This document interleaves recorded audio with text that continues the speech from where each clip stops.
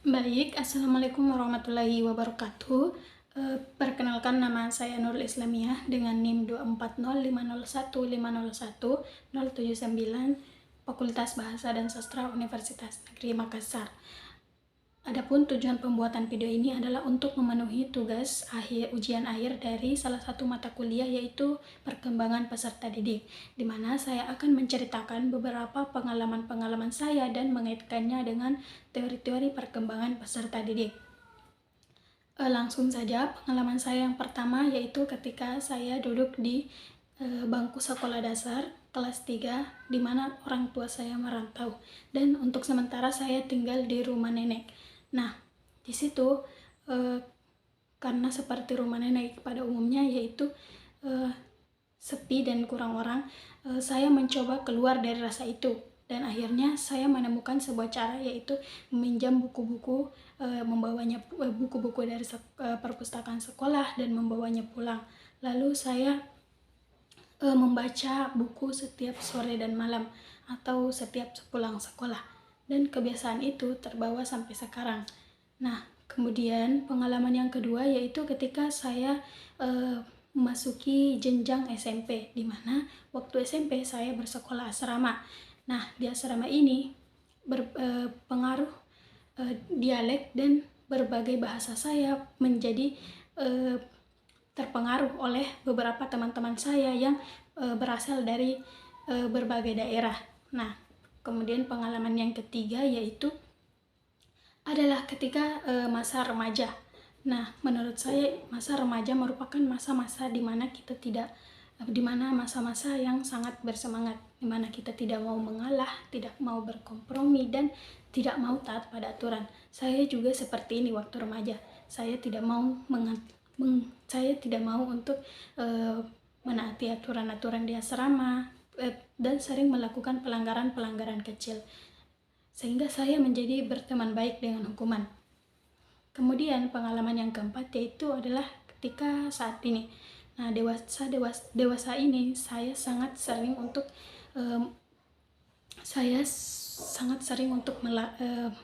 melamun. Saya sering untuk menghayal dan mengingat kesalahan-kesalahan saya di masa lalu, di mana saya sering melanggar, saya sering tidak taat aturan, dan menurut saya itu annoying. Dan untuk dewasa ini saya berusaha untuk tidak melakukan apapun yang menurut orang itu melanggar, apapun yang menurut saya itu memberatkan orang lain. Saya berusaha mandiri dan saya berusaha untuk menjaga bagaimana saya berperilaku. Baik, mungkin itu pengalaman-pengalaman saya. Yang kedua yaitu teori-teori yang relevan dengan pengalaman-pengalaman yang telah saya ceritakan. Yang pertama yaitu pengalaman A, yaitu perkembangan kognitif. Adapun teori yang relevan yaitu teori perkembangan kognitif oleh Jean Piaget. Menurut Piaget, anak aktif membangun pengetahuan melalui pengalaman, interaksi dengan lingkungannya. Dalam hal ini, rasa sepi yang saya alami menjadi pemicu untuk lahirnya inisiatif kognitif untuk membaca. Kemudian pengalaman yang kedua yaitu perkembangan bahasa. Adapun teori yang relevan yaitu teori sosiokultural oleh Lev Vygotsky. Menurut Vygotsky, perkembangan bahasa dan kognisi sangat dipengaruhi oleh interaksi sosial. Nah, kemudian yang ketiga, teori yang relevan yaitu perkembangan sosial emosional oleh Erik Erikson. Erikson menjelaskan bahwa masa remaja adalah fase pencarian identitas diri, di mana anak mulai ingin diakui dan sering memberontak terhadap aturan sebagai bentuk pencarian jati diri. Kemudian yang keempat, ada pun teori yang relevan yaitu teori perkembangan psikososial oleh Erik Erikson dan juga teori humanistik oleh Carl Rogers dan Abraham Maslow. Menurut Erikson, seiring bertambahnya usia, individu mulai menunjukkan kematangan dalam berpikir dan bersikap. Kesadaran terhadap kesalahan masa lalu menunjukkan perkembangan dalam self-reflection atau kesadaran diri.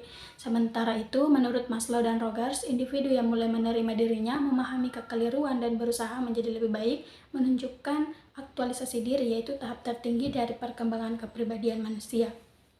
Nah, sebagai kesimpulan dari seluruh perkembangan yang saya alami mulai dari masa kecil hingga masa dewasa, saya menyadari bahwa setiap pengalaman hidup memiliki pengaruh besar terhadap pembentukan kepribadian seseorang. Sebagai calon pendidik, saya menyadari bahwa tidak ada anak yang sama, sebab setiap anak tumbuh dengan latar belakang, lingkungan, dan pengalaman yang berbeda-beda. Kesadaran ini membuat saya ingin menjadi pendidik yang tidak hanya fokus pada hasil belajar, tetapi juga memperhatikan proses tumbuh kembang peserta didik. Saya ingin melihat setiap anak dengan kacamata yang lebih manusiawi, bahwa di balik setiap perilaku selalu ada derita, ada latar, dan ada tahap perkembangan yang sedang ia jalani. Mungkin itu saja. Mohon maaf apabila ada kata yang tidak sesuai atau kurang mengenakan. Saya akhiri dengan ucapan Assalamualaikum warahmatullahi wabarakatuh.